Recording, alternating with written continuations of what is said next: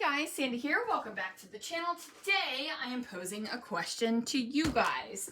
So I have markers, and I'm sure you guys all have markers as well. And the question is, what do I do with these daggone markers? So here is a selection of my markers. They are not all of them, but this is the majority of them.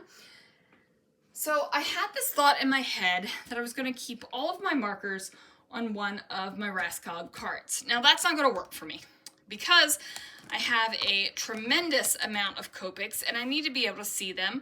And storing them like this, you don't get to see them. You get to see the nice top row. That's all you get to see. So I think I'm going to go for Organize More or maybe Stamp and Storage. I haven't figured out which one yet.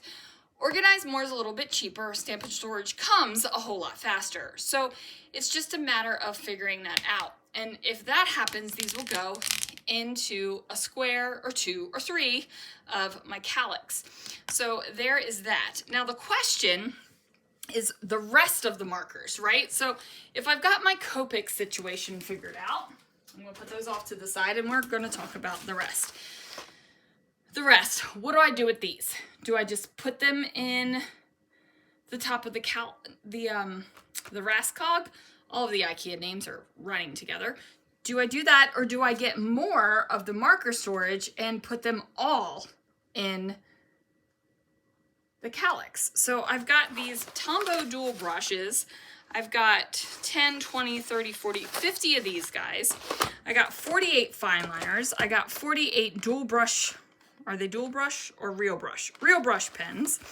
I've got these Faber-Castell Pitt pens, which are absolutely gorgeous to play with and color with. And then of course I got my glitter markers and watercolor pens. There's all of these pens. So let me know how you guys store your pens, because right now I'm leaning towards marker storage across like the entire top shelf of a calyx, because the Copics are going to take 3. And I'm thinking 2, 4, 6. If I do 8 all the way across the top shelf of the calyx, that will cover all my markers and give me room to grow. So that's what I'm thinking about right now. So let me know in the comments below how you store your markers. If you keep all of your like markers together, or would you keep these Vicky Boutons with watercolors because they are watercolor markers? Would you keep these separate because these are not alcohol inks and Copics are alcohol inks? I'm really interested to know, because frankly, guys, last night I sat in my room here just frankly paralyzed with the decision making about markers. So they are on the forefront of my mind, and I feel like this is something I got to figure out before I can actually move on with the rest of my room.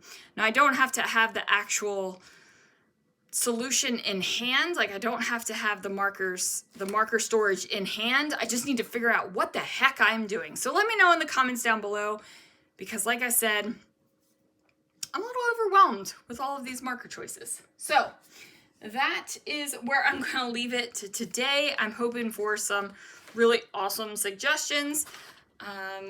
Yeah, and then like, look at these bad boys. They're beautiful, right? The markers are beautiful. And I love markers. And I actually just, before we moved, I got rid of my big, huge box of Zig pens that were, I don't know, probably 15, 18 years old. And they had dried up, but they were used lovingly. Now I've got all of these other markers and I got to figure out what the heck I'm going to do with them. So I'm going to leave it there, guys. Thanks so much for watching. Please leave your comments down below, and I will see you guys again real soon for another video.